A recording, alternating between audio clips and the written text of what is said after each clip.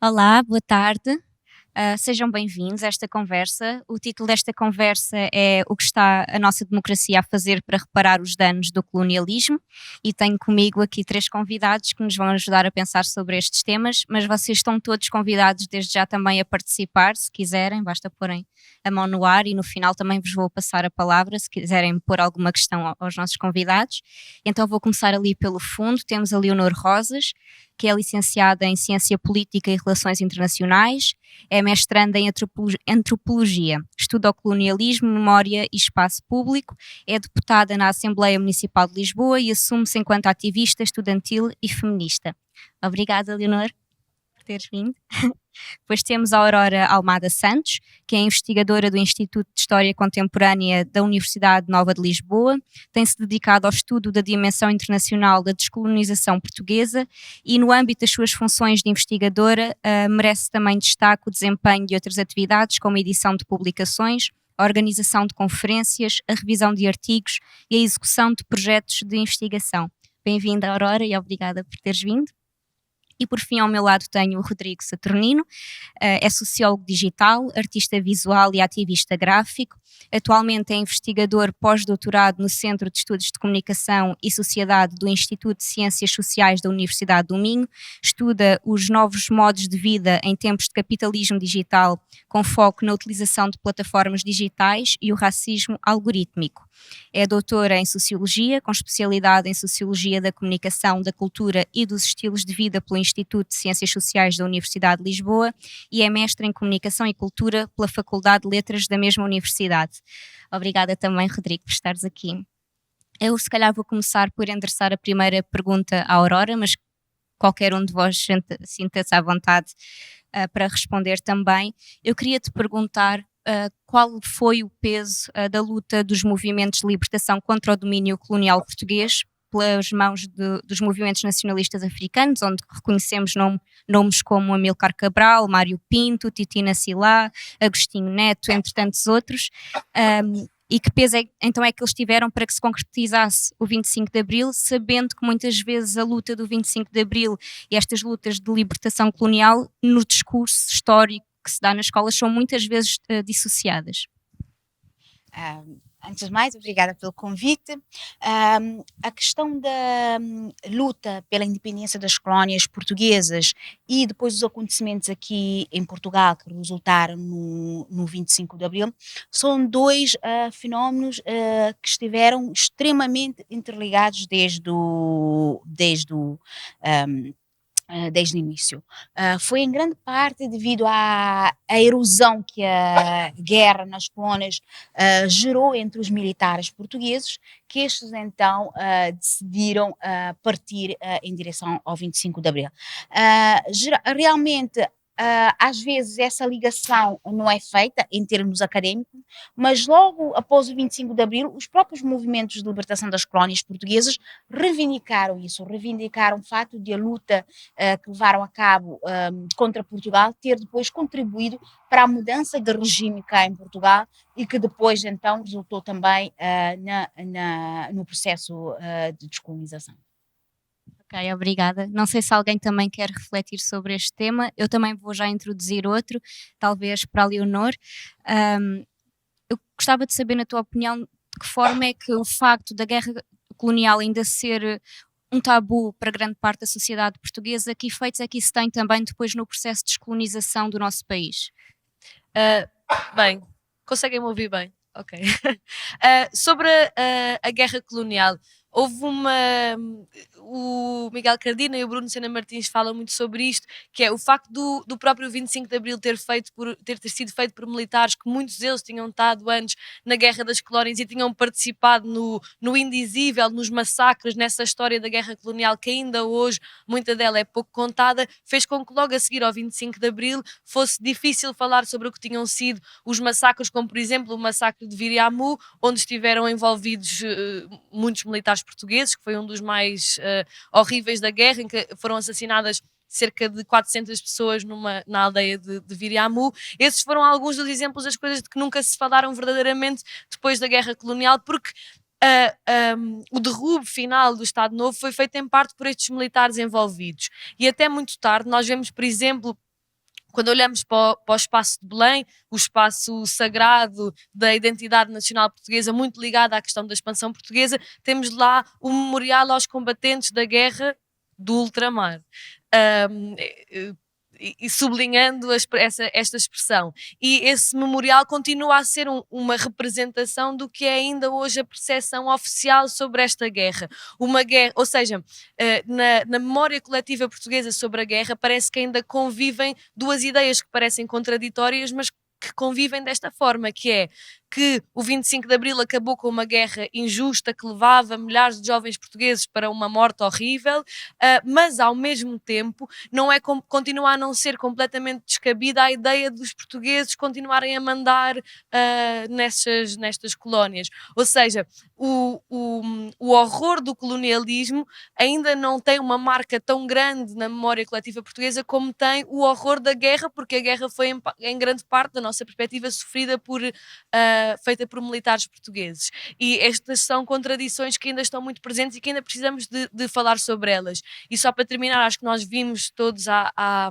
pouco tempo a polémica relacionada com o Marcelino da Mata, com um militar negro, mas que lutava do lado dos portugueses e que cometeu grandes atrocidades e que foi, quer dizer, que foi falado, foi homenageado como um grande herói de guerra com um amplo consenso de muitas forças políticas, até do PS, do PSD, do CDS, não foi só, ou seja, não é uma coisa só da extrema-direita, continua a ser uma narrativa ampla, mostra o muito que ainda há para trabalhar, não só sobre os 500 anos de colonialismo até lá, mas sobre a nossa perspectiva como sociedade do que é que foi a guerra colonial e as pessoas que a fizeram, e que pode haver uma dualidade entre os heróis do 25 de Abril que também foram os vilões, digamos assim, da guerra colonial.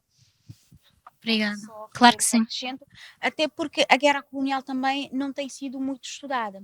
Há algumas pessoas, sobretudo militares, que têm feito alguns trabalhos sobre isso, mas nós ainda não temos um conhecimento real daquilo que se passou na guerra colonial.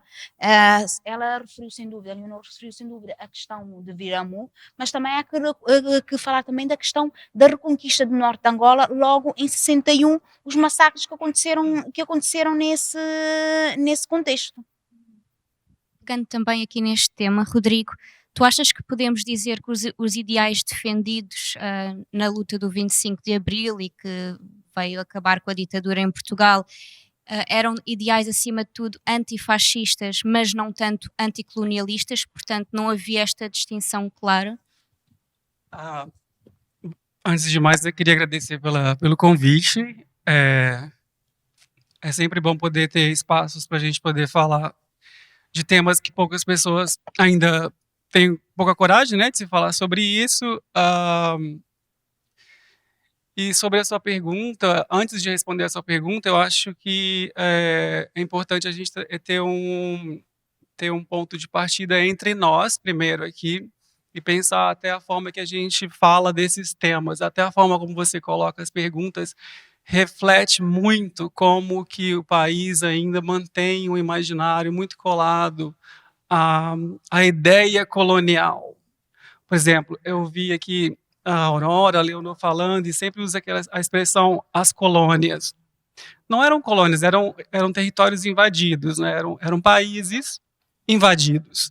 E é muito importante a gente ter noção de como a gente ainda faz isso, retrata essa realidade, que ainda é muito recente em Portugal, né? 45 anos, 46 anos atrás, Portugal ainda tinha países sob o seu comando, né? Sob o seu domínio, países que foram invadidos. E é importante ter essas questões já conosco agora, para lembrar que, como você perguntou, os valores eram antifascistas, acho que sim, mas provavelmente não eram valores decoloniais, como a gente hoje consegue falar sobre isso com mais frontalidade.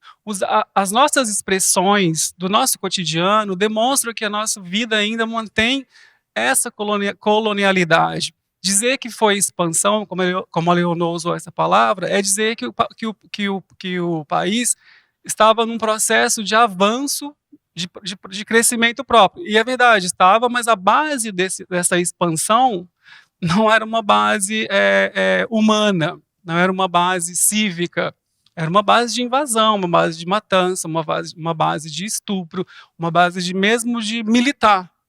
E é muito, acho que o que eu queria, né, deixar no início de conversa é que a gente tomasse atenção à forma que a gente usa a nossa linguagem para falar sobre isso. É importante mudar a forma que a gente usa os termos. Não era colônia, era país invadido. O termo colônia é utilizado por um contexto mesmo colonial. Se a gente quer começar um movimento de descolonização, é preciso descolonizar também a nossa forma de tratar a história e a realidade. Eu não sou historiador, eu sou sociólogo, e a minha proposta é perceber como é que nós nos relacionamos sobre esses temas.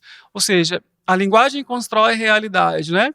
A linguagem também pode destruir uma realidade. Então é importante a gente ter essa sensibilidade, quando a gente tem esses debates, em começar a mudar os termos, mudar a forma de falar. Não estou falando que é errado a forma que vocês colocaram, mas é importante porque eu presto atenção como isso está enraizado no nosso cotidiano. E é uma coisa tão naturalizada que a gente não pensa, né? A gente simplesmente fala. Então quando vou falar de um país que foi invadido por Portugal, eu não chamo de colônia.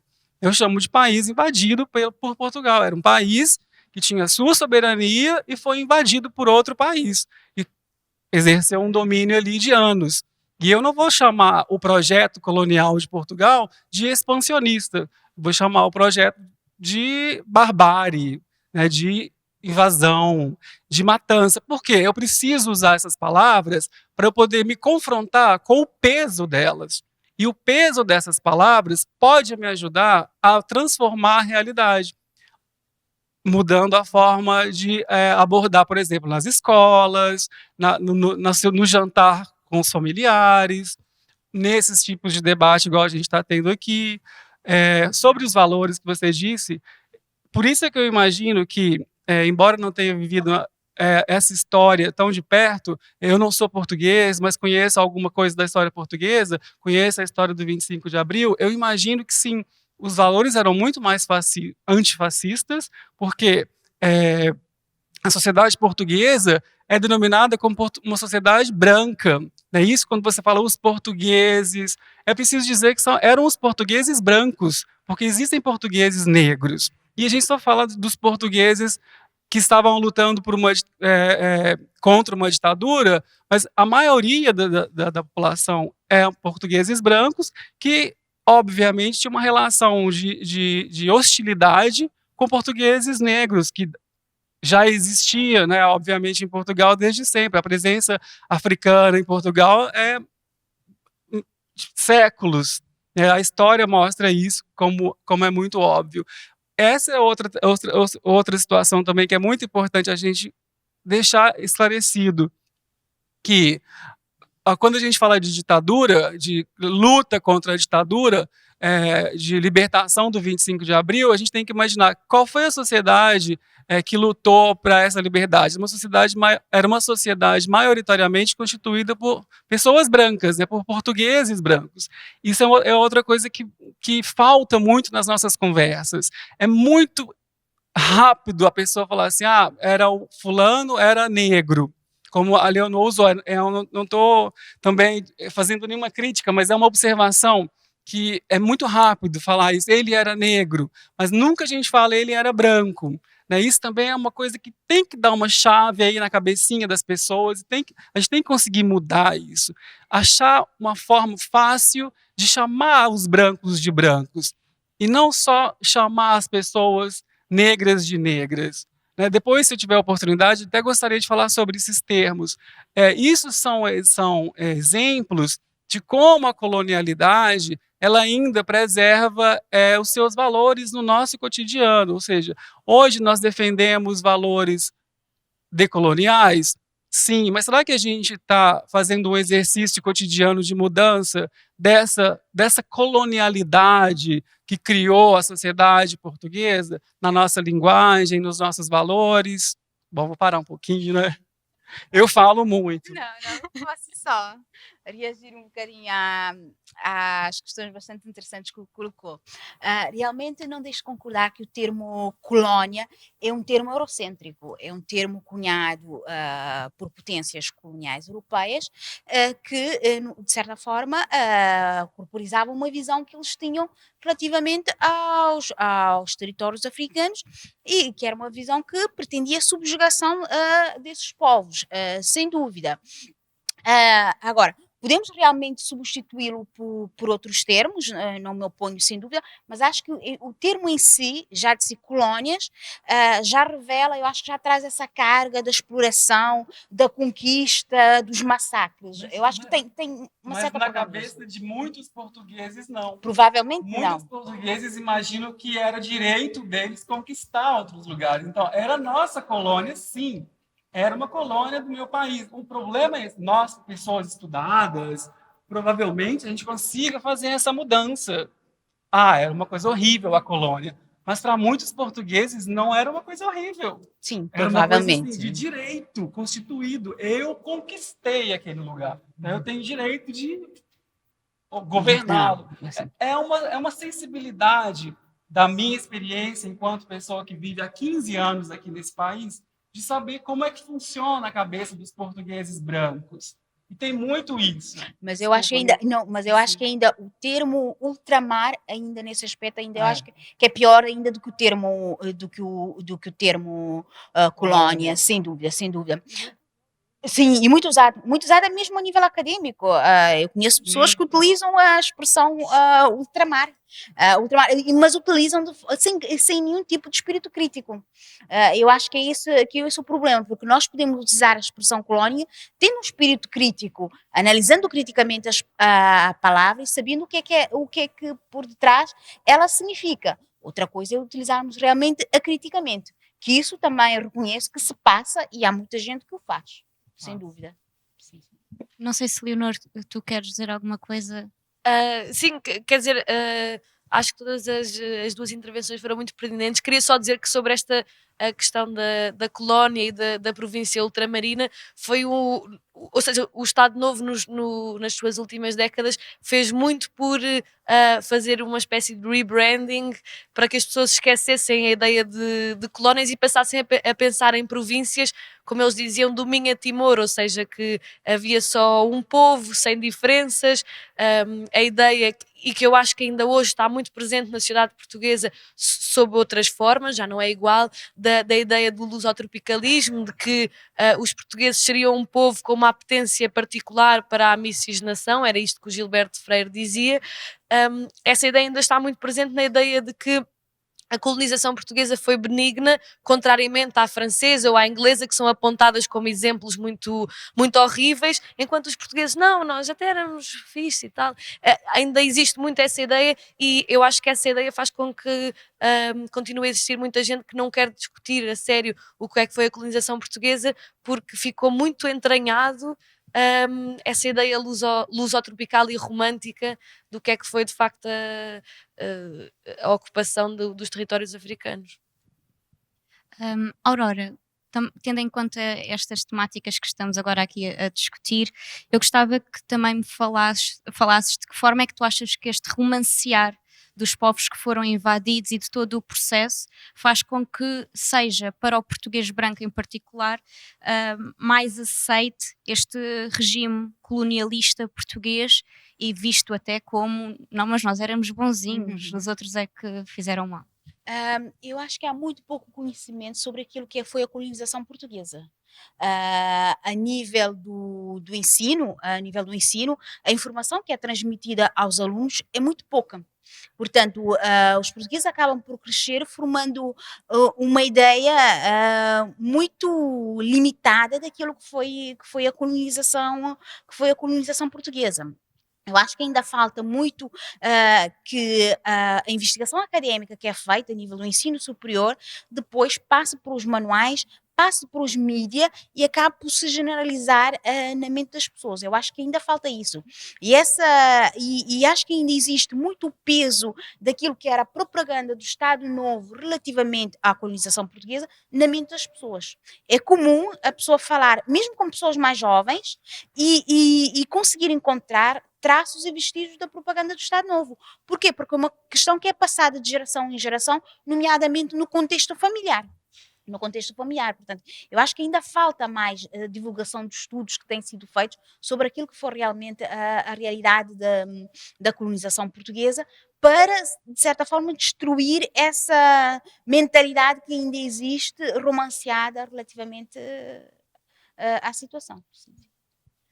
Leonor, outro dos exemplos que nós temos de como esta linguagem ainda está muito presente é o nome das ruas, de monumentos, etc. Posso dar aqui alguns exemplos: a Praça do Império, o Padrão dos Descobrimentos, o Bairro das Colónias ou a Rua das Pretas, e nós sabemos que isto só por si já é muito indicativo de quem é que tem lugar de enunciação. Sendo as ruas também um espaço político, eu perguntava-te que tipo de impacto é que tu achas que isto tem na memória das pessoas que andam pelas ruas e também de dar poder? A quem é que isto dá poder? Bem, o David Harvey, uma vez, ele escreveu um texto sobre Paris e sobre a memória no espaço público da Comuna de Paris e da reação contra a Comuna de Paris, e ele diz que andar pelo espaço público de uma cidade acaba por ser ler relações de poder. E a Françoise Verger, que é uma autora francesa, escreveu há pouco tempo um livro chamado Violência Colonial no Espaço Público, em que ela diz exatamente que é quando se anda por uma cidade onde há estátuas a colonizadores, aos chamados exploradores, aos cientistas que no fundo foram teóricos do racismo biológico, quando existem estátuas a essas pessoas, significa que essa cidade continua povoada pelo poder dessas pessoas, pessoas que perpetraram, eu tenho um problema com esta palavra, grandes massacres coloniais que continuam sem ser contados. Quando as estátuas deles continuam pelas nossas cidades, significa que continuamos a poder ler uma narrativa de poder, que é uma narrativa racista, mas que também é uma narrativa classista e patriarcal, que continua a estar expressa nas estátuas, nos homens, maioritariamente homens brancos, que as nossas cidades escolhem memorializar. E quando olhamos para a cidade de Lisboa, eu gosto da expressão de pensar a cidade como um texto, ou seja, nós podemos ler o espaço da nossa cidade como um texto e o que lemos nele são relações de poder, são relações de classe, são relações étnico-raciais, são relações de género, sempre desiguais. E olhar para a cidade de Lisboa e para esses nomes que tu disseste, mas também para o bairro das Colónias, para a Praça Paiva Coceiro, para a Rua Mozinho de Albuquerque e, enfim, se formos aos Olivais temos uma série de nomes, Cidade de Lourenço Marques, por exemplo. Há muitos exemplos e até alguns pouco conhecidos, porque exatamente como a Aurora estava a dizer, fala-se pouco disto. Diz, por exemplo, Mozinho de Albuquerque, sim, um explorador. Não, ele não era um explorador, ele foi responsável por uma grande violência em território africano e a ideia de que é passada é de que ele é um explorador e se calhar se forem ver o que está lá, diz militar, explorador, e estas coisas não são explicadas. E a nossa cidade está cheia deste subtexto. E eu acho que quando nós olhamos, por exemplo, para as imagens que se tornaram muito conhecidas e muito familiares para nós nos últimos 2 anos, de estátuas a serem derrubadas nos Estados Unidos e por toda a Europa, muitas vezes a questão e os críticos disseram, não, eles estão a tentar apagar a história, mas desde quando é que nós precisamos de estátuas nós, quando vamos à Alemanha, não precisamos de uma estátua ao Hitler ou ao Himmler para nos lembrarmos que o Holocausto existiu, tal como cá não precisamos de uma estátua, por exemplo, cá na Europa não se precisa de uma estátua ao Colbert, ao Colston, ao Leopoldo II da Bélgica para se nos lembrarmos do que foram os horrores do colonialismo. E tem sido muito falado, e termino só com isto, na Bélgica, existiam muitas estátuas do Leopoldo II, que era o dono pessoal do Congo. Entre 85 e 1914, ele era o dono do Congo, onde foram assassinados, onde morreram cerca de 10 milhões de pessoas vítimas da exploração da borracha, e existiam muitas estátuas ao Leopoldo na Bélgica. Algumas foram derrubadas, outras continuam a existir. E uma coisa que muitos ativistas na altura reivindicaram é que se substituíssem estátuas e nomes de praças de Leopoldo II por Patrice Lumumba, que foi, para além de ter sido assassinado pelos belgas, é muito mais importante, ou seja, que se substitua a memória do colonizador pela memória do colonizado e da resistência dos colonizados. E eu acho que isto é uma forma muito interessante de pensar, porque se nós nos queremos lembrar, não queremos glorificar quem cometeu estes atos horrendos, queremos pelo contrário, se queremos verdadeiramente lembrar, queremos sim é que os espaços da nossa cidade sejam dedicados a homens e mulheres que combateram a violência e acho que é um caminho ainda muito longo a fazer, mas nos últimos anos aconteceram muitas coisas interessantes neste sentido. Posso só fazer um apontamento a esse argumento que alguns utilizam, que o derrubo das estátuas é um apagar das memórias. Eu, por acaso, estava em Nova Orleans quando eles tiraram a estátua do general confederado Lee, que lá estava na cidade. E para fazer isso foi necessário um enorme aparato. Foi necessário que os funcionários da Câmara tivessem uma escolta policial e todos com colete à prova de bala. Também era o receio que houvesse alguém que fizesse ali um atentado contra eles.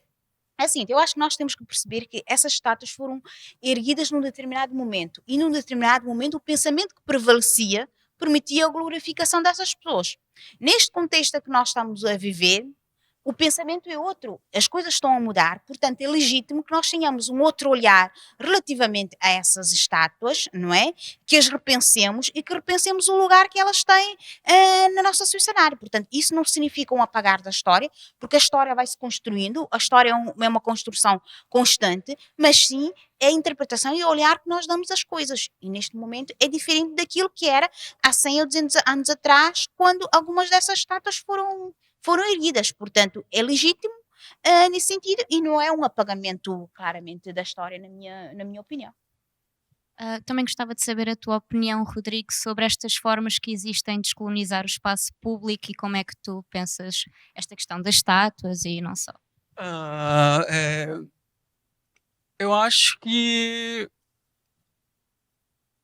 as estátuas deviam ser totalmente destruídas, é o que eu penso. Poderiam até ser trocadas por outras personalidades ou não, mas acho que não faz sentido realmente. Concordo com o que a Aurora e a Eleonor falaram sobre isso. E em Portugal não se fez nada ainda. É incrível como que um país que com mais de 500 anos de história de violência contra outras pessoas não conseguiu ainda criar políticas públicas para retirada disso, que é uma coisa simples, porque se a gente for começar a falar em mudança real, porque isso é uma mudança simbólica, né? Não afeta a vida de ninguém em termos financeiros, nem em termos de existência enquanto pessoa que precisa comer, beber, sobreviver. Isso são reparações que poderiam ser feitas no campo dos símbolos, mas o país ainda é tão atrasado nesse sentido que nem isso consegue fazer. Quando uma estátua é pichada ou quando um monumento é pichado, há um frenesi nacional inacreditável. Se tocou num pedaço de cobre, num pedaço de cimento, que simboliza, né, uma honra nacional para portugueses brancos, e acho que isso é uma coisa paliativa, para falar a verdade. Muda na questão simbólica, mas não muda em termos reais, né? Eu posso gastar aqui o nosso tempo todo falando para vocês o quanto o país não fez nenhum tipo de reparação pelos danos que o país cometeu nesses 500 anos de colonização com os territórios que foram invadidos. Eu acho que o país fez zero, não fez nada. Se a gente vê hoje quem comanda o país em todas as áreas de gestão do poder do país, não há praticamente nenhuma pessoa negra, pouquíssimas pessoas negras dentro da arte, pouquíssimas pessoas negras dentro das reitorias das universidades, pouquíssimas não, zero. Não há pessoas negras na gestão da cultura nem da arte em Portugal, não há pessoas negras na gestão do conhecimento e da produção de conhecimento em Portugal. Não há nenhum reitor na história de Portugal que fosse negro ou negra. Não há nenhum gestor da arte e da cultura, de um museu, de uma galeria. não há ninguém, não há representatividade nenhuma. Então, como eu vou falar que o país está fazendo alguma coisa para reparar os danos que fez com as pessoas que vêm dos países que foram invadidos? É triste falar isso, né? Mas é sobre isso que vocês querem falar e nos chamaram para isso. A democracia fez algum tipo de reparo nesses 45, 46 anos livres da ditadura? Eu vou responder que não fez. Né? Representatividade zero. Oportunidades, eu agora vejo que muitos eventos, muitas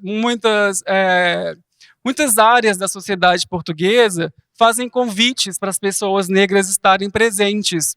Né? Hoje você vê, a nível de convidados, muito maior do que há 3, 4 anos atrás.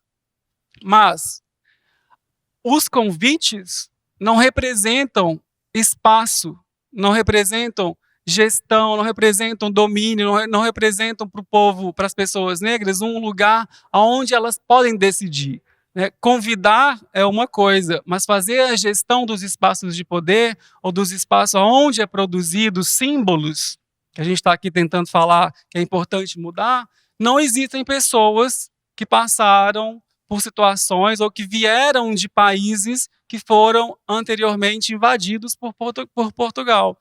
E isso tem uma carga muito grande do ponto de vista simbólico, e não só do ponto de vista da existência dessas pessoas, em não se verem representadas nos espaços de poder. Porque uma coisa é você ver uma pessoa negra numa televisão como um convidado, como entrevistado, como nós estamos aqui agora. Outra coisa é que você vê uma pessoa na política, na curadoria de um museu, sei lá, como CEO de uma grande empresa. Isso muda muito a situação, porque começa-se então a ver que há uma reparação histórica, porque a falta dessas pessoas nesses espaços não é por ausência de competência, né? As pessoas negras são competentes no mesmo patamar que as pessoas brancas, mas a história retirou o direito dessas pessoas em de estar naqueles lugares. Né? Há uma herança colonial que perpetua a sociedade portuguesa branca em manter essas pessoas dentro desses lugares de gestão da vida. A gestão da vida é feita pela política, pela cultura, né, pelo consumo, e nesse circuito de gestão da vida, quem comanda ainda são pessoas que fazem parte dessa história colonial que é gerida por esses homens que simbolizam e que estão aí espalhados nas estátuas. Isso é uma coisa que é histórica, é uma herança. Infelizmente, mudar as estátuas não vai mudar nada enquanto os lugares de gestão do poder não circularem, não rodarem, enquanto essa herança colonial não for quebrada, enquanto não houver essa ruptura em manter na gestão sempre as pessoas brancas. Enquanto isso não acontecer, não há nenhum tipo de reparação. Eu tenho a sensação que essa não é uma questão exclusiva de Portugal. Essa falta de presença dos negros em cargos de poder ou na vida pública. Eu tive uma experiência recentemente, passei uma semana em França, e nessa semana, foi em dezembro, já se estava a começar a falar da eventual recandidatura de Macron. Ainda não era certo, mas os órgãos de comunicação social já estavam a agitar-se por causa disso.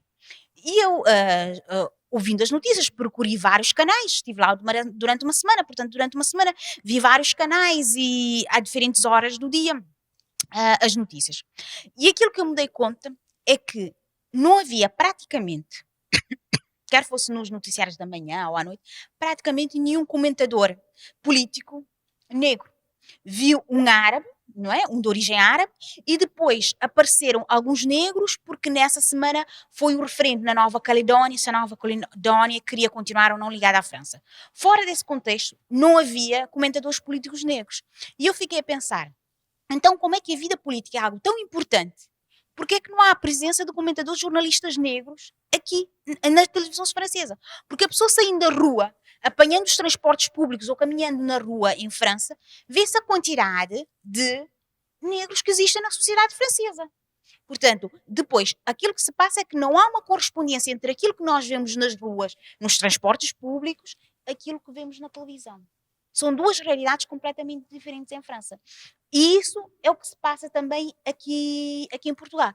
Durante muito tempo na vida política portuguesa, o único negro que havia na Assembleia da República, na vida política, era o Amaral, do CDS-PP. Durante muito tempo, ele foi o único. Nos últimos anos aqui, é que a situação mudou um pouco nos últimos 4, 5 anos para cá, porque antes a realidade era completamente diferente. E aquilo que eu vejo, por exemplo, a nível das artes, é que há alguns negros, sobretudo na representação, no mundo da representação, acho que alguns já conseguiram encontrar ali algum espaço, mas ainda é muito pouco. Sim, não, mas ainda muito pouco. Se nós formos, por exemplo, a um banco, no atendimento, nós não encontramos negros. Quem diz negros diz outras minorias que existem em Portugal. Enquanto que se formos, por exemplo, a um serviço de limpeza, segurança ou um supermercado, nós encontramos ali um domínio das minorias. Portanto, há aqui a concentração das minorias em determinadas áreas em detrimento dos outros. Sendo que muitos, por exemplo, que estão na limpeza ou no segurança ou no supermercado, até têm formação superior. Não conseguem encontrar um espaço para eles. Obrigada. Leonor, tendo em conta tudo isto e a falta de reparos que ainda existe em Portugal, gostava que nos fizesse assim uma pequena análise da tua visão de qual tem sido o papel da classe política e da própria sociedade civil no processo de descolonização e o que é que tu consideras que são esforços que têm sido feitos destas partes, mas que não estão a ser bem endereçados. Bem, antes de mais, eu acho que há uma coisa que era muito importante de ter sido feita, que não foi feita e que se perdeu uma oportunidade de fazer nos últimos censos, que era introduzir uma questão nos censos étnico-racial. Houve muito debate acerca disso na altura, e eu na altura aprendi muito e ouvi muitos ativistas que falaram sobre isso e acho que teria feito todo o sentido para que se possam fazer políticas públicas eficazes para o combate à discriminação, perceber quantas pessoas negras existem, quantas pessoas ciganas, quais são as dimensões destas comunidades, onde é que elas estão, em que escolas é que frequentam, em que cidades é que vivem, para que se possa, por exemplo, quando nós pensamos em políticas de cotas, como existem, por exemplo, no Brasil e noutros sítios, elas só são possíveis fazer quando se sabe qual é a dimensão da população que se quer visada por essa política pública. E eu acho que tinha sido um passo muito importante que infelizmente não foi dado e que seria fundamental para determinar o que é que se pode fazer. Depois há outras coisas que eles já aqui falaram que acho que são fundamentais. Nós quando olhamos, e falando do mundo que me é mais familiar, que é o da academia, quando nós olhamos para a academia, vemos um mundo esmagadoramente branco. E vemos também já agora um mundo que é ainda muito fortemente masculino. Nós olhamos para uma academia e especialmente para o topo da academia, apenas 1 em cada 4 dos professores catedráticos é uma mulher. Portanto, nem ainda as mulheres conseguiram romper o clube de rapazes, na verdade, que ainda é grande parte da academia em Portugal, particularmente em algumas áreas como economia, gestão, engenharias, apesar de tudo as ciências sociais, que são aquelas em que nós nos enquadramos, já são melhores e mesmo assim são o que nós sabemos. E há uns dias, num debate a que eu fui, estava a ouvir uma rapariga a dizer que quando ela chegou ao ensino secundário, se apercebeu que era quase a única negra na sua turma e quando chegou ao ensino superior, então, para ela foi muito avassalador e que ela própria se perguntava onde é que estão as outras pessoas, porque é que elas não estão aqui? E eu acho que quando nós nos perguntamos e quando olhamos para um comentariado televisivo que é ainda esmagadoramente branco, esmagadoramente masculino e de meia idade, que não representa o que é a sociedade portuguesa, olhamos também para conselhos de administração, olhamos também para o mundo da academia, das artes, das ciências, que continua a ser ainda esmagadoramente branco e masculino, e percebemos que é preciso fazer alguma coisa. Eu acho muito interessante esta ideia que a Aurora diz, que é quando nós olhamos para estes espaços, vemos que eles não representam o que é a sociedade portuguesa.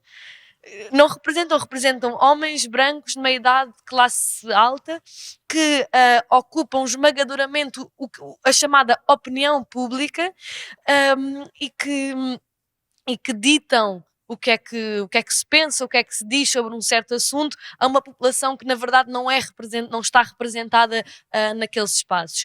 E eu acho que politicamente nós nos últimos anos tivemos, enfim, infelizmente agora isso nesta legislatura voltou a recuar, mas nas últimas anteriores legislaturas tínhamos 3 mulheres negras no Parlamento como deputadas, que eu acho que quer se concorde ou discorde menos de uma ou de outra, fizeram uma diferença e que vemos que muito da raiva, do ódio, das críticas que lhes foram direcionadas são ainda de uma sociedade que lidou muito mal com o facto de existirem protagonistas políticos que não são homens brancos de meia idade. E há ainda um longo caminho a fazer e nisso estou completamente de acordo com o que eles disseram, não só de convidar, mas de abrir os espaços para novos protagonistas políticos, porque quem falamos de todas as comunidades racializadas que vivem em Portugal. Podemos falar também, por exemplo, das pessoas ciganas que continuam a ser vítimas de uma exclusão e de uma discriminação brutal. E nós perguntamos onde é que estão estas pessoas. Nós queremos que elas cheguem ao ensino superior, para isso precisamos das chamadas políticas públicas de discriminação positiva, para isso precisamos de agir sobre estes problemas e não de os varrer para debaixo do tapete sob a capa daquela coisa que se costuma dizer muito de não olhar a cores, não é? Que se costuma dizer essa coisa. Não, temos de olhar para um país que é diverso, não é um país branco, e é preciso agirmos politicamente sobre essas questões. E acho que é uma tarefa ainda hercúlea, porque começou a ser pouco feita. E queria só terminar dizendo uma coisa, que ainda há bocado estávamos a falar desta questão das estátuas e do espaço público. Há pouco tempo houve a pichagem da estátua do Padre António Vieira, e logo aí vieram alguns desses comentadores brancos de classe média alta, homens, rasgar as vestes para a televisão a dizer: estão a apagar a nossa história. Às vezes o que a maioria das pessoas não sabem é que a estátua do Padre António Vieira foi lá colocada em 2017. Para além de ser infinitamente duvidosa, aquela representação, ela tem 5 anos. Ela não é uma coisa do século XIX, do século XVIII, ela foi lá colocada há 5 anos. E se nós olharmos também para os Estados Unidos e para as estátuas do Robert E. Lee, que a Aurora estava a falar, muitas delas foram colocadas durante os anos 50, 60, na altura do Civil Rights Movement, exatamente para repescar os heróis da Confederação, os esclavagistas, face ao movimento dos afro-americanos que queriam exigir o direito ao voto, o fim da segregação, e aquilo foi uma mostra de poder. Aquilo não é uma coisa da altura da Confederação, da altura da Guerra Civil, não, é uma coisa contemporânea, como são estas, que são lá postas com uma narrativa muito, muito clara. E portanto essa ideia do não podemos mudar a nossa história, não, a história é feita de factos, claro, não os podemos mudar, mas a história também é feita por nós, e se nós quisermos mudar o curso da nossa história para sermos um país antirracista, um país, ou seja, um país que está decidido a fazer reparações históricas, podemos fazê-lo. Sim, podemos mudar a nossa história, podemos mudar o que fazemos com ela daqui para a frente, e acho que isso é importante pensarmos isso. Obrigada. Não sei se algum dos dois quer comentar também esta intervenção. Senão, eu se calhar abro espaço aqui para a audiência. Se alguém tiver alguma questão, quiser partilhar alguma coisa também com os 3 convidados. Ok. Vou ali primeiro. Obrigada. Porque eu sou mais velha do que vocês, mas gostava só de vos dizer o seguinte: em relação à questão do ultramar, o que se passa é o seguinte: Portugal foi um dos países que que estava a ser pressionado para dar independência às colónias, nomeadamente pelos Estados Unidos e pela Europa, e o Salazar não queria dar independência. Então isso foi um estratagema que o Salazar arranjou, foi modificar o nome de colónias para províncias ultramarinas. na Constituição Portuguesa, exatamente para fugir a esse problema. Portanto, o que está por trás disso foi, a questão do ultramar, foi isso mesmo. E essa questão de Portugal ter dado a independência às colónias tão tardiamente levou com que Portugal entrasse na ONU muito mais tarde do que os outros países europeus. Então, isso é uma questão histórica. Em relação ao padre António Vieira, o que eu queria dizer é o seguinte: uma amiga minha, socióloga, disse-me há pouco tempo que o padre António Vieira tinha ascendência negra, branca e negra. E eu, por acaso, há pouco tempo tive numa conferência,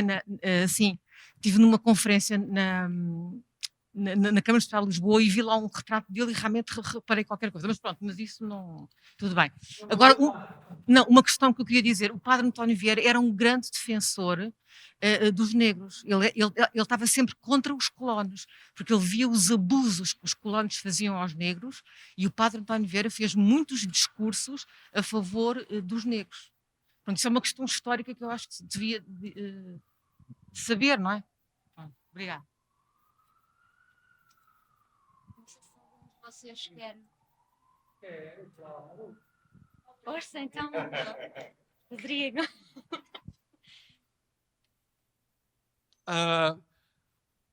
Primeiro, eu não sou católico. E o catolicismo, para quem é católico, deve saber da própria história. A Igreja Católica matou muita gente. Matou muita gente. Com um discurso em favor de minorias. Eu não vivi junto com o padre Antônio Vieira. A história que me conta é um recorte. Eu não acredito na história como uma realidade. É um recorte que foi contado, que foi registrado, é uma opção. É como uma notícia. Alguém decidiu contar aquela versão. E eu não sei da outra versão. O que eu sei é que o padre Antônio Vieira servia a Igreja Católica. E a Igreja Católica não é uma igreja com um passado limpo. Ela tem uma história de sanguinária, genocida. E aquela imagem ali, como a Leonor mencionou, é uma afronta. É uma afronta porque a Igreja Católica chegou no Brasil, tentou transformar e conseguiu toda uma cultura de nativos do Brasil, do território que foi chamado Brasil, em favor de uma cultura de dominação cristã. Os indígenas, que a gente chama de indígenas, foram praticamente obrigados a servir a Igreja Católica. Essa parte também está registrada nessa história que nós conhecemos. Então eu não sei se, quando eu falo, Padre Antônio Vieira defendia os negros. Eu não sei até que ponto isso é verdade. E não sei até que ponto a catequização não é uma violência. Porque, para mim, a catequização de um povo é uma violência, é uma imposição de uma verdade, um recorte sobre qualquer tipo de realidade, um recorte de uma realidade espiritual que seja, em detrimento a outra. Ou seja, o projeto da Igreja Católica era retirar, e foi isso que a Igreja Católica fez no Brasil, no que é chamado de Brasil, com as pessoas que lá já viviam. Ou seja, mudar uma crença, né, dizer que aquilo era o demônio, era, sei lá, era o inferno, era com a fantasia toda que a Igreja Católica tem sobre isso, em detrimento da sua própria verdade. Ou seja, para mim isso já é suficiente para poder considerar violência. Então não tem como eu defender o Padre Antônio Vieira. Ele pode ter sido um ótimo orador, né? Eu lembro que na época que eu estudava, a gente era obrigado, inclusive, a ler os sermões do Padre Antônio Vieira, com toda a sua retórica, todo o seu rebordado, com palavras que nem se usa mais. Só que por trás daquilo existia uma violência, essa violência de obrigar pessoas a mudar a sua crença em detrimento a uma crença que foi uma crença genocida. É isso. Eu há relativamente pouco tempo estive a ler algumas coisas do Padre António Vieira, algumas coisas que ele escreveu, e o que nós damos na escola, como eu estava a dizer, não é? É o Padre António Vieira humanista, evangelizador. Aliás, o que está escrito lá na estátua dele é que ele é acho eu, que é um humanista. Se não for esta palavra, é semelhante. E o que nós estudamos na escola, e é por isso que estão lá as estátuas dos meninos pequeninos à volta dele a representar os chamados indígenas brasileiros. A razão é porque supostamente o Padre António Vieira não gostava da forma como os colonizadores portugueses tratavam os indígenas brasileiros. E ele de facto criticava essa parte. O que não se diz na escola é que ele era completamente a favor da escravatura dos povos africanos. Ele achava que os indígenas brasileiros representavam uma espécie de crianças grandes, coitadinhos, uns espíritos livres, que não fazem nada de mal, não os vamos tratar mal, enquanto por outro lado os africanos negros que eram traficados das costas da África para o Brasil, esses sim não eram como que animais sem alma, ele próprio diz isto, e que como é que eles conseguiriam ter alma? Através da escravatura. Ou seja, o projeto dele de evangelização dos povos colonizados não existe sem o projeto de escravizar os povos colonizados. Porquê? Porque a ideia do evangelizar estes povos vem aliada à ideia de que eles só podem ter alma se forem escravos. A escravatura, ou seja, nós damos-lhes o benefício de ser nossos escravos porque nós lhes estamos a dar a alma católica que os vai salvar. E o Padre António Vieira não tinha qualquer problema, pelo contrário, com a escravatura das pessoas negras. O que ele fazia era criticar a forma como alguns outros colegas dele, digamos assim, tratavam os povos indígenas, que ele já agora também considerava como sendo profundamente inferiores. Achava é que eles eram uma versão do bom selvagem, ou seja, enquanto que os negros africanos representavam seres sem alma, ou seja, em que neles estava tudo o que havia de demoníaco, os outros eram uma espécie de eternas crianças, ou seja, é claro que quando se fala, é preciso olhar as coisas à luz dos seus tempos, e na altura eles eram todos assim, blá blá blá, ele até era melhor. Nós ouvimos essa conversa muitas vezes, mas a verdade é que nós temos é de ver as coisas também à luz dos nossos tempos, e se queremos estudar os sermões e a retórica do Padre António Vieira, então que se estude tudo o que ele foi, tudo o que ele disse, tudo o que ele pensou. Eu acho que não, na minha opinião, não faz sentido continuar a falar do sermão do Santo António aos peixes e dizer então quem é a rémora, quem é o polvo, quem é, se não dizemos quem é o Padre António Vieira e em que processo imperialista e escravocrata é que ele também esteve envolvido. E eu acho muito menos construir-lhe uma estátua dizendo que ele é um humanista e colocando à volta dele representações de crianças indígenas seminuas, reduzindo um povo inteiro a esta ideia do bom selvagem, que era a ideia que ele próprio tinha e que parece-me que já não deve ter nenhum espaço nas nossas cidades, nos nossos manuais escolares. Mas... Obrigada.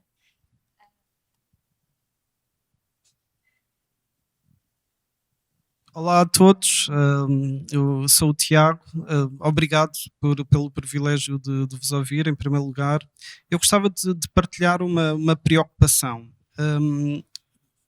Hoje em dia há um conjunto de pessoas, tal como vocês e outras, que já começam a refletir de uma forma muito profunda e consequente sobre todas estas dinâmicas. No entanto, e eu concordando obviamente com o vosso pressuposto de as mudanças efetivas começam por cima, começam pelo poder, eu fico algo receoso olhando para Portugal e a ascendência de determinadas forças políticas e para a Europa, onde essas forças já estão até de uma forma mais consolidada instaladas, e fico com uma preocupação, um receio sobre quando é que há o espaço temporal certo para fazermos esta transformação que é tão exigida. Eu sinto que amanhã somos capazes de ter menos espaço político do que hoje.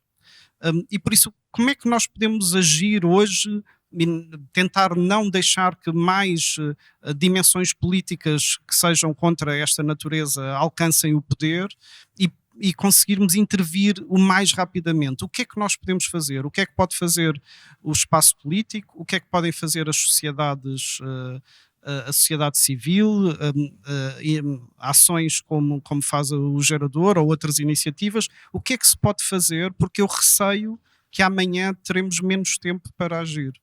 Obrigado.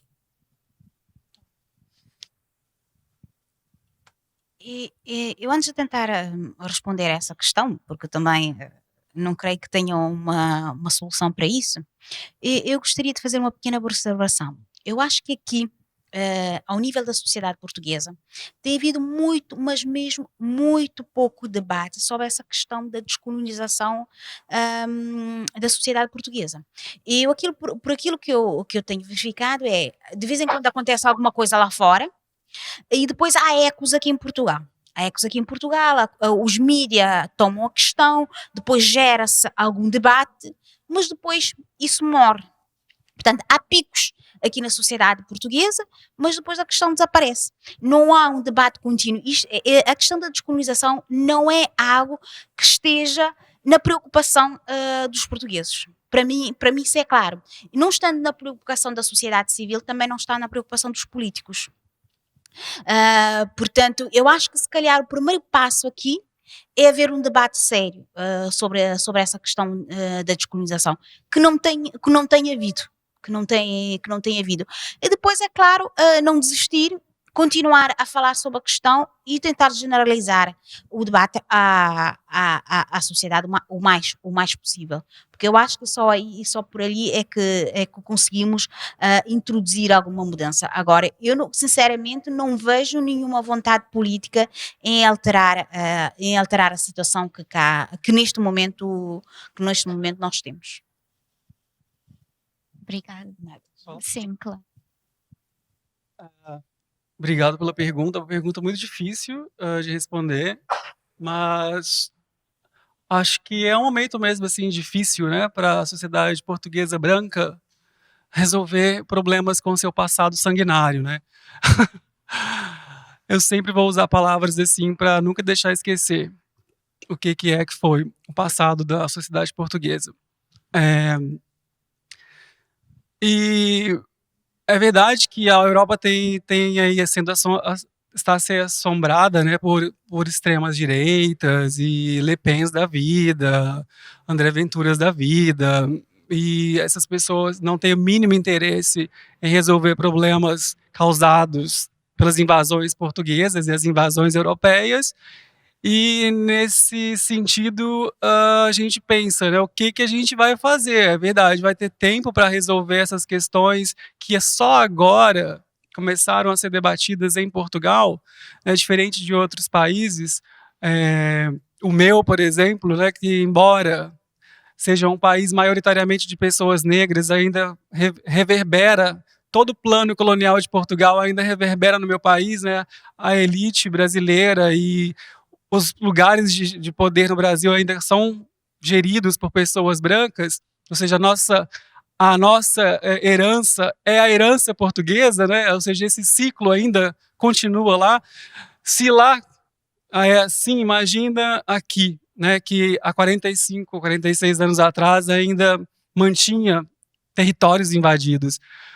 É muito recente, mas também é muito interessante ver iniciativas, né, que se tem formado aqui no sentido de ouvirem algumas verdades, ouvirem alguns confrontos, se depararem com palavras que são desconfortáveis. Isso é um passo qualquer. Não sei aonde é que isso vai levar e se isso vai resolver alguma coisa. Por quê?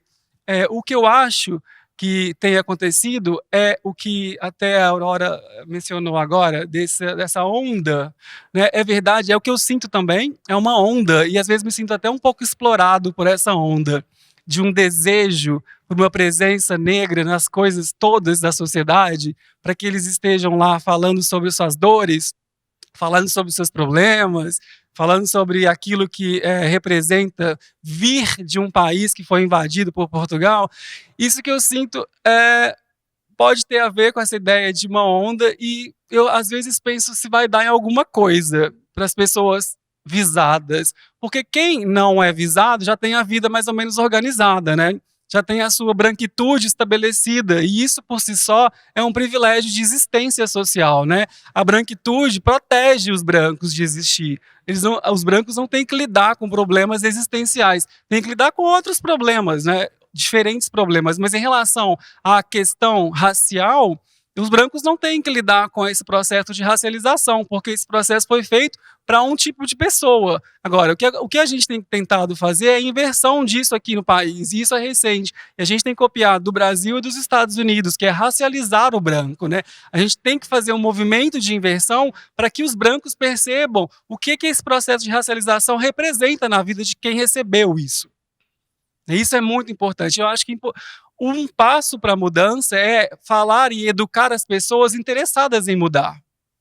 Como vocês, por exemplo, que estão aqui hoje, que não foram viajar para o feriado de amanhã, estão aqui, ou vão viajar mais tarde, mas estão aqui. Ou seja, isso é uma coisa muito pequenininha ainda, é uma gota d'água num oceano de racismo, mas é uma forma de não só dar, né, uma oportunidade para a gente trocar experiências e confrontar vocês, principalmente, né, confrontar as pessoas é muito importante, porque a sociedade portuguesa, branca, ela ainda não consegue se confrontar, né?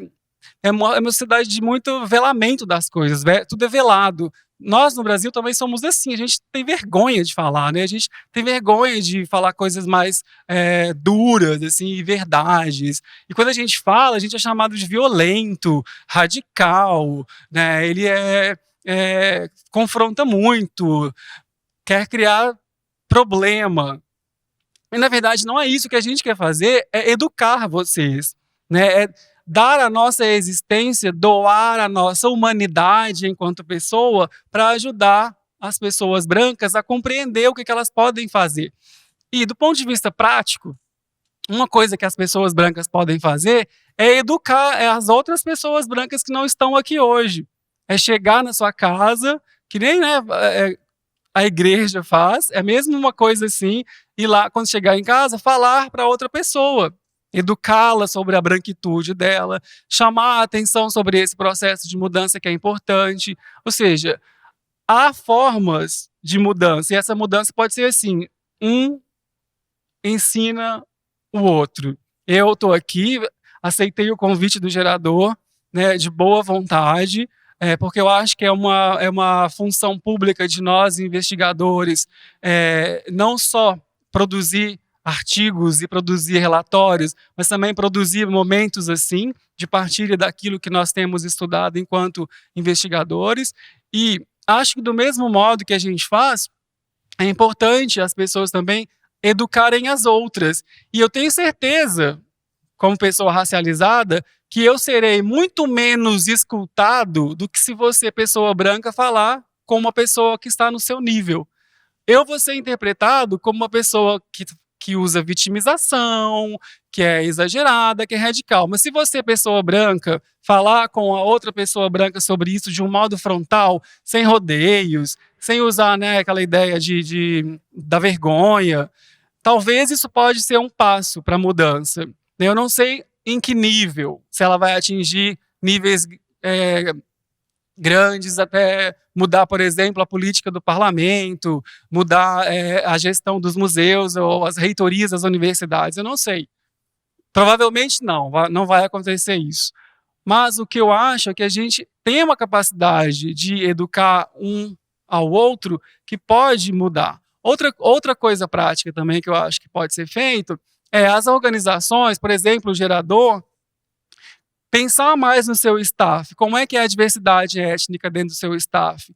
Inclui pessoas negras, inclui pessoas trans, pessoas queer. É preciso fazer isso. Se você tem uma consciência política do tempo que você vive hoje, é preciso fazer essa mudança, qualquer que ela seja, e ajudar os seus pares, como gestor que você é. Desculpa estar direcionando para você e te usando como token, mas é verdade, a gente precisa de pessoas como você do gerador, com essa consciência política para ajudar os seus pares a compreender a importância de mudar a gestão das coisas. Né? Não é, você sair do seu posto e deixar uma pessoa ocupar. Não precisa ser tão radical, mas pode haver alguma radicalidade nessa sua observância do seu staff. Porque você fala assim, mas agora eu vou ter que colocar sempre uma pessoa negra, uma pessoa trans, uma pessoa queer, uma pessoa deficiente, uma pessoa, sabe, as várias categorias, ser aquela ideia do Benetton, né? Todo mundo, várias cores. Não é isso que é a proposta, mas é o fato de você ter uma consciência política e, nesse sentido, eu acredito na política como uma coisa de vida, não como uma coisa parlamentar, ou seja, nós podemos fazer política de vida, que é o que a gente faz hoje, né, a política do cotidiano, de criar mudanças que reverberem não só no nível administrativo, mas também no nível das relações sociais. No jantar, você vai tentar introduzir o tema, e quando esse tema surgir, tentar defender ou tentar usar a sua política como arma de defesa das pessoas negras e outras pessoas que fazem parte de grupos minoritários em relação à sociedade portuguesa, né? Por exemplo, as mulheres, né, que ainda é gritante as diferenças sociais entre os homens cis e as mulheres cis, né? As pessoas trans, né? Ninguém fala das pessoas trans, é preciso falar sobre a falta de sensibilidade sobre as pessoas trans na sociedade portuguesa, né? Por que não existe pessoas trans dentro das instituições, dentro da gestão da vida também? Isso são temas que são contemporâneos e que a gente tem que estar dentro deles. Se a gente não vive o nosso tempo, a gente vive junto com as estátuas, né? A gente vive num passado que é feito de pedra. Então é importante ter essa atitude cotidiana, né? Eu não sei, como eu disse para você, se isso vai dar algum resultado no nível macro, né? Não tenho essa competência. Acho muito difícil atingir postos de poder assim. Como eu disse, isso faz parte de uma história milenar na Europa. A Europa ela é constituída por pessoas brancas no poder desde a sua fundação como comunidade, digamos assim. E acho muito difícil mudar, de um ponto de vista macro-social. Mas as mudanças micro, elas refletem na vida das pessoas também. Elas não vão refletir de modo pandêmico, né? Ou seja, não vai ser global, mas ela vai ser pontual, mas sim ajudando pelo menos algumas pessoas. Foi esse meu comentário, que misturou aqui um pouco de esperança, pelo menos, não é? Muito obrigada. Não sei se há mais alguém na audiência que queira. Ok. Então eu vou ali e depois vou aí. Ok.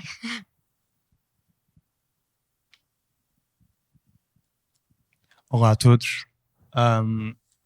Um comentário em forma de pergunta também, e depois uma pergunta, creio que para a Leonor.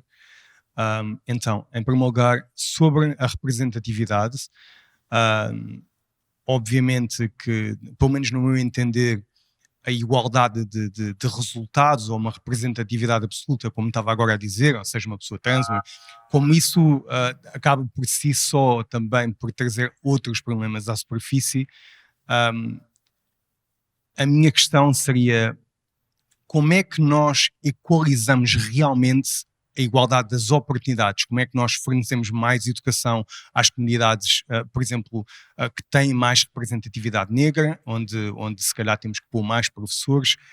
Quais é que são medidas específicas que poderíamos tomar hoje e que seriam, pelo menos imaginando, relativamente bem aceites, que poderiam fazer uma diferença real? E a outra questão era em relação à Câmara de Lisboa. Ali não referiu e bem, deu aqui uma série de exemplos de ruas e monumentos que existem, que têm ainda uma atitude colonialista até no seu nome. Estava-me agora a lembrar da Rua do Poço dos Negros. Existe uma abertura da Câmara Municipal para fazer essa mudança, para realmente mudar esses nomes? Isso é uma coisa que é discutida? Obrigado. posso responder diretamente a essa pergunta.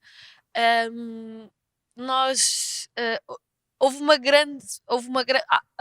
Vão acontecendo várias destas polémicas ao longo dos anos, mas assim mais recentemente, de forma a exemplificar, houve uma grande polémica por causa dos buchos da Praça do Império, que são aqueles arbustos com os brasões das antigas, das chamadas antigas províncias ultramarinas, que estão no chão na Praça do Império. Ela agora está a ser renovada e na altura falou-se de remover esses buchos por razões evidentes, não é?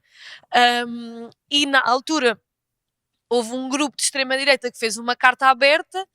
A questão é que essa carta aberta foi subscrita por N membros, N políticos destacados do PSD, do CDS, do dito centro político, não é? Da dita direita democrática, que assinaram essa carta que foi lançada por um grupo de extrema-direita e que foi várias vezes discutida na Assembleia Municipal e que agora há pouco tempo, já eu lá estava, voltou a ser discutida e em que se ouviram as maiores barbaridades que vocês conseguem possivelmente imaginar. Ou seja, que tirar aqueles buchos é esquecer a história gloriosa de Portugal, que é apagar a história, que é destruir o património português, enfim, e quando se contrapõe com estes factos que nós estamos aqui a falar e que muitos investigadores e investigadoras trabalham, factos sobre a colonização portuguesa, sobre a violência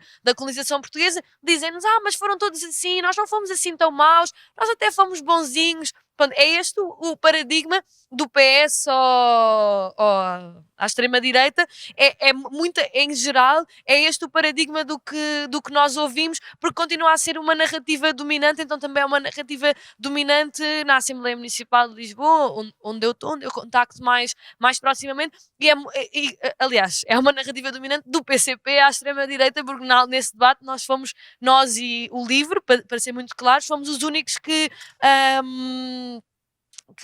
nos chegámos à frente para falar sobre essas questões. Basta ver que, por exemplo, e se olharmos para o Fernando Medina, para o antigo Presidente da Câmara, que apesar de tudo era mais progressista do que o atual Executivo, ele tinha no seu programa em 2017 a construção do Museu dos Descobrimentos em Lisboa. Acho que isso é importante não esquecer. É o PS, um partido dito de esquerda, que tinha no seu programa, e depois era o Museu dos Descobrimentos, da viagem e era assim umas coisas, sempre a aludir, como há bocadinho estávamos a falar, à história imperial, à história do imperialismo português como sendo uma viagem, de demos a conhecer a língua portuguesa. Depois, o museu tinha depois essa vertente, a ideia da língua portuguesa como o património que os portugueses exportaram benignamente, sobretudo das pessoas que puderam receber o português. Era esta mais ou menos a ideia do museu. Foi também esse mesmo Presidente de Câmara que foi inaugurar a estátua do Padre António Vieira. Foi também esse mesmo Presidente de Câmara, quando aconteceu a pichagem à estátua do Padre António Vieira, veio dizer que era uma coisa intolerável e que não se mexiam no património da cidade de Lisboa. Portanto, o paradigma é mais ou menos este. Há uma grande dificuldade da esmagadora maioria dos partidos políticos, já agora. Muitas vezes nós falamos, e há bocado estávamos a falar desta coisa da extrema-direita, e a extrema-direita é um perigo enorme, é um discurso reacionário e muito violento, mas há que perceber que os outros partidos, a maioria dos outros partidos, não têm não têm o discurso progressista que nós gostaríamos que tivessem. Infelizmente é um facto, simplesmente não o têm. E para tentar responder um bocadinho à tua outra pergunta, antes de lhes passar, falaste de muitas coisas e eu acho que uma das coisas que pelo menos eu vejo muito aqui na cidade de Lisboa, até do trabalho que temos feito na Assembleia Municipal e na Câmara, é que ao nível da educação continua a haver um fenómeno exclusão social e de guetização das pessoas racializadas. Quando nós visitamos algumas escolas, muitas dessas escolas consideradas as escolas de território escolar da intervenção prioritária, onde estão concentradas todas as pessoas racializadas, escolas com piores condições, onde chove lá dentro, onde há menos professores, para onde os professores nunca querem ir porque as turmas são mais difíceis, não é? E acho que ao nível do ensino é ainda preciso fazer um grande esforço, e vou só falar deste caso, de para começar, não criar essas escolas que se tornam num espaço de reprodução de desigualdades. A escola deve ter um papel emancipatório, deve ter um papel por um lado, de combater desigualdades de classe, de género, étnico-raciais, deve combater a discriminação com base na orientação sexual e na identidade de género. Nós queremos uma escola que não reproduza as violências do mundo cá fora. E infelizmente em Lisboa, do que nós continuamos a ver, o que acontece é que essas escolas continuam a reproduzir desigualdades sociais. E se tu fores ver, e termino dizendo quais são as escolas que têm mais alunos a transitar para o ensino superior e quais é que têm menos, tu continuas a ver que as escolas que são de maioria de alunos brancos continuam a ser as escolas onde a maioria vai para o ensino superior, e as escolas TAPE, essas que eu estava a falar, são aquelas em que a maioria são empurrados para cursos profissionais. Há muito essa questão de que os alunos racializados e os alunos de classes mais baixas são empurrados para o ensino profissional, para que nunca cheguem à faculdade. Continua a haver esse grande problema. E acho que é preciso, a educação tem um papel fundamental, e aqui em Lisboa ainda é preciso combater esta exclusão social que se vê tanto no ensino. Obrigada. Então temos aqui só mais uma pergunta. Ok, força. Não. Eu queria te responder também e agradecer pela pergunta. Você perguntou como resolver o problema da representatividade em termos de igualdade, né? O que a gente pode fazer? Há várias formas de resolver isso. Como eu disse, e a Leonor também mencionou, falta vontade política, porque isso depende de fato de legislação. O Brasil, nesse sentido, pode ajudar um pouquinho Portugal a compreender como é que nós lá temos tentado reparar um pouquinho da história em termos de representatividade e de igualdade de trabalho, de oportunidades nas escolas, que são sistemas de cotas que a Leonor até referiu, mas isso só foi possível no Brasil porque nós temos categorias étnico-raciais estabelecidas, né? Embora as categorias étnico-raciais no Brasil sejam completamente horríveis, mas foi um passo que os governos criaram para averiguar do ponto de vista estatístico as desigualdades sociais, né? Ou seja, não eram só coisas hipotéticas, não eram coisas inventadas, mas foram coisas estatisticamente, cientificamente comprovadas, e daí ter um documento que obrigasse, então, o país a criar um sistema de reparação, né? E o sistema de cotas raciais no Brasil tem tido vários problemas. Vocês não fazem a mínima ideia de tanto de problema que tem isso no Brasil. Quem é brasileiro e sabe um pouquinho disso, entende o quanto é difícil, porque a avaliação no Brasil das cotas raciais é feita por comissões de ética, né, porque é autodeclarado. Você tem que se declarar ou negro. No Brasil nós temos 4 categorias, que é negro, pardo, amarelo e indígena. São 4 apenas. Eu vi o exercício que foi feito aqui da tentativa, eram várias, né? Eram muitas categorias, era muito exagerado, e aquilo dá muita confusão, nunca ia passar. E no Brasil nós temos a dificuldade de estabelecer, por exemplo, a ideia de categoria parda, né? No Brasil, eu sou pardo, né? Eu não sou uma pessoa negra. No Brasil, a cor ela é determinada assim pelas tonalidades, né? Existe a cultura do colorismo ainda no Brasil, e aqui também, e no mundo inteiro, Então, o que se determinou lá foram essas 4 categorias e para aceder a algum, imagina, ocupar um espaço numa universidade, as cotas raciais operam através da autodeclaração da pessoa. Eu declaro que eu sou negro, ou eu declaro que eu sou branco, ou eu declaro que eu sou pardo, eu sou indígena, e depois isso é passado por uma comissão de ética para validar se de fato aquela pessoa é ou não é o que ela diz que ela é. Então, nessa avaliação toda, existem várias subjetividades ali sendo negociadas, porque como é que eu vou avaliar a pessoa se ela é negra ou não? É pela cor da pele, é pela condição social, é pela ascendência dela social? Será que o padre Antônio Vieira era negro porque a mãe dele era preta e o pai era branco? Ou seja, como é que vai definir essa ascendência, essa descendência? Então, é uma alternativa que o Brasil tem tentado utilizar com algum tipo de sucesso, mas com várias dificuldades em afirmá-la como forma de reparação, porque várias pessoas brancas ainda utilizam isso para criar vantagem, se declaram como pessoas negras e acabam acedendo de novo aos lugares que deveriam ser destinados para as pessoas que foram historicamente desprivilegiadas. Mas é como eu disse, a cota racial ela tem. Ai, obrigada. A cota racial ela tem toda a sua debilidade em termos sociais, porque tem essas subjetividades na avaliação do outro, continua sendo uma avaliação, né, do outro enquanto pessoa, e há várias burlas, mas é um recurso, é um ponto de partida.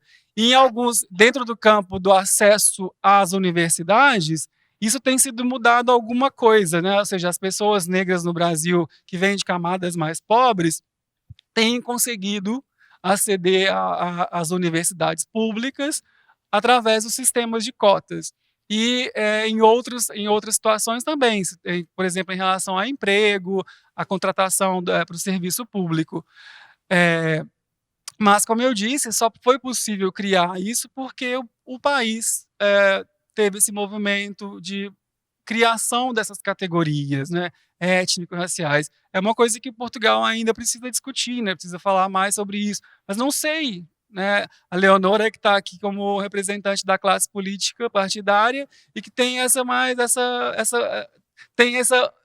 missão de levar mais esse tema para lá. Eu imagino como deve ser angustiante, né, para você que conhece o tema, mas que não tem apoio, porque é uma coisa que não tem valor ainda para a sociedade portuguesa enquanto grupo, né, coeso. Isso não é uma coisa importante, porque no delírio da sociedade portuguesa não existe desigualdade entre pessoas brancas, pessoas negras, né, porque na sociedade idílica não existem cores, existem pessoas, tem sempre esse discurso. Ai, não, foco no ser humano, não é focar numa cor ou noutra cor. Mas o que acontece é que o sistema racial, que foi a base da sociedade portuguesa, né, o racismo fundou a sociedade portuguesa, foi baseado através da diferenciação das pessoas pelas cores. Né? A categoria negro foi enfiada em pessoas com origem africana pelo colonizador, né? Ou seja, atribuir uma categoria para identificar uma pessoa através de uma cor. Ou seja, começa ali. E outra coisa muito séria, que eu vou aproveitar e vou falar, que a categoria negro foi instituída para as pessoas de origem africana para determiná-las como produto, não como pessoa. Negro era quem era uma coisa para ser comercializada. Ou seja, a categoria negro, ela vem desse contexto comercial. Não foi no contexto de humanidade. Ou seja, quando eu falo que uma pessoa é negra, na sua raiz de categorização do outro, ela é atribuída nesse sentido. Hoje, o que a gente fez foi ressignificar a categoria, né? A gente tenta fazer isso, mas ela é uma categoria que tem esse peso social de tratar o outro como um produto. Foi assim que foi instituído. Então, numa sociedade que foi instituída pelo racismo, pela diferença de cor, é preciso falar sobre as cores das pessoas. É preciso criar categorias étnicos raciais que determinem diferenças para que essa determinação das diferenças a gente entenda que existem desigualdades do ponto de vista científico, que a gente entende enquanto pessoas. A gente entende aqui entre nós, a gente entende que existe. Mas para se legislar é preciso ter provas, provavelmente. Eu não sei como é que faz uma lei, tá? Eu não faço a mínima ideia. Mas eu imagino que tenha que existir uma base científica ou de relatório que comprove a necessidade de fazer aquilo. E enquanto a sociedade portuguesa negar o racismo que instituiu ela enquanto sociedade, não vai ser aceita, não vai fazer. Enquanto Portugal não falar assim, nós somos um país racista, eu não digo que você é racista, você pode até ser, mas o país é racista, se constituiu pela criação do sistema racial de diferenciar pessoas. Enquanto isso não for uma verdade mais presente na classe política, não vai acontecer essa alternativa de tornar igual a representatividade. Não vai acontecer. Obrigada. Pedro, não queres me... Ok. Pronto, o nosso tempo já se estendeu um bocadinho. Muito obrigada de coração por terem estado aqui, por todas as vossas partilhas. Foi muito importante para mim e de certeza para esta audiência. Obrigada também por vocês por fazerem parte deste momento e convido-vos a descobrirem o resto da programação da Idade da Liberdade no Gerador. E obrigada.